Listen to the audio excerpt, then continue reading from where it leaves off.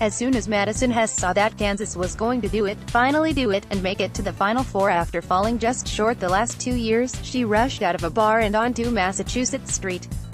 It's Sunday night, Hess yelled over the cheers of her fellow Coup fans. "You're still going to turn up." She wasn't the only Jayhawk hard to take to the streets in celebration.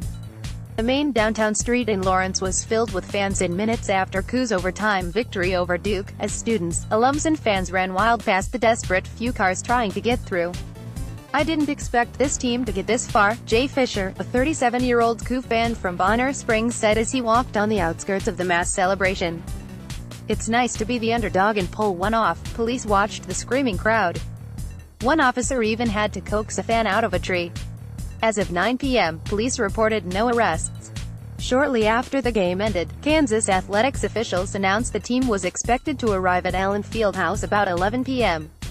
One man revved his motorcycle. Horns honked loudly all across downtown. School chants broke out constantly. When a white pickup truck found itself in the middle of the crowd on Massachusetts Street, near the Jock's Niche sporting goods store, it became filled with Coup fans, dancing, jumping, even celebrating, smudging footprints into the white paint, until one woman in the car pleaded with them to get off the backside of the vehicle.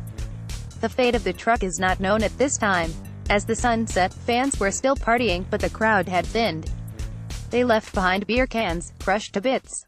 Then, seemingly out of nowhere, there was a faux nun called Sister Jayhawk, who started dancing with a crowd of fans, evoking the famous Sister Jean from fellow Final Four team Loyola University Chicago. "Everyone needs a nun," said Laura Sellers, a 54-year-old Coup fan from Lawrence who donned the outfit. "It worked tonight. We're going to keep doing it until we lose." Getting past a game like Sunday's, an Elite Eight challenge against a fellow blue blood program, is the hard part, and falling short in a game like this had become a new ritual for Coup fans to suffer through. "I was hoping to be here. I didn't necessarily expect us to go this far," Kendra Pittman-Irwin, a 43-year-old Coup fan who lives in Lawrence, said during halftime. "But they have shined in this tournament. Anxiety like this was nothing new for the Kansas faithful. It is different," Chris Kiger, a 33-year-old fan from Ottawa, Con, said during halftime. "Kind of feel like we've got a good team."